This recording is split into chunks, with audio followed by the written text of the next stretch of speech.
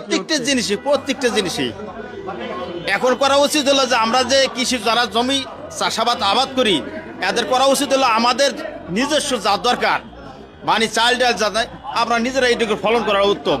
আমরা করে খাই।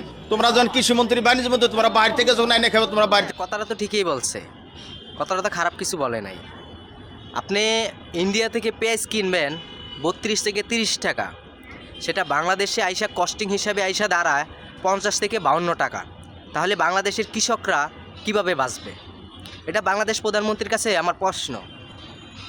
বাংলাদেশের কৃষকরা 5 টাকা 7 টাকা 10 টাকার উপরে কেজি বিক্রি করতে পারে না পেঁয়াজ, কেন পারে না? আপনারা ইন্ডিয়া থেকে কস্টিং খরচ হিসেবে 52 টাকা পার কেজি পড়ে, এত দাম দিয়ে কেন তাহলে আপনারা ইন্ডিয়া থেকে আমদানি করেন পেঁয়াজ? আমি এই প্রশ্নের উত্তর চাই। তাহলে বাংলাদেশের কৃষকদেরকে আপনারা ঘোষণা করে দেন পেঁয়াজ উত্তোলন বন্ধ, তোমরা পেঁয়াজ চাষ করো না, আমরা তোমাদের কাছ থেকে পেঁয়াজ নেব না, আমরা বাইরে থেকে পেঁয়াজ আনবো। 2 নাম্বার, এই দেশের টাকাগুলি কিভাবে পাচার হইতেছে একবার ভাবুন তো।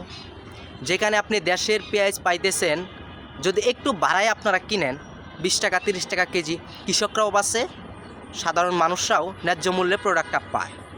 যখন আপনি ইন্ডিয়া থেকে সেটা 50 টাকা কেজি কস্টিং পড়ে যায়, বাংলাদেশের বাজারে সেটা খুচরা হিসাবে বিক্রি হয় 60 থেকে 70 টাকা। হিসাব করছেন একবার? আমার দেশের টাকা বাইরে পাচার হইতেছে। আমি এটা বাংলাদেশ প্রধানমন্ত্রীর কাছে অনুরোধ জানাই, আপনারা এটা কোনো কিছু একটা করেন। এরকমভাবে কৃষকরা বাঁচবে না। কৃষকরা একসময় দেখবেন উৎপাদন বন্ধ করে দিবে, কৃষিকাজ বন্ধ করে দিবে, তাদের উৎসাহটা থাকবে না। তাই বাংলাদেশ প্রধানমন্ত্রীকে আমি বলবো যে অন্য অন্য দেশের থেকে আমদানি করেন, হ্যাঁ সীমিত আকারে আমদানি করেন, যাতে দেশের ফসলগুলা দেশের চাষিরা যাতে একটু নিঃশ্বাস নিয়ে বাঁচতে পারে, তারা যাতে 2টা টাকা পায়। ভিডিওটা প্রচণ্ড পরিমাণ শেয়ার করে দিবেন।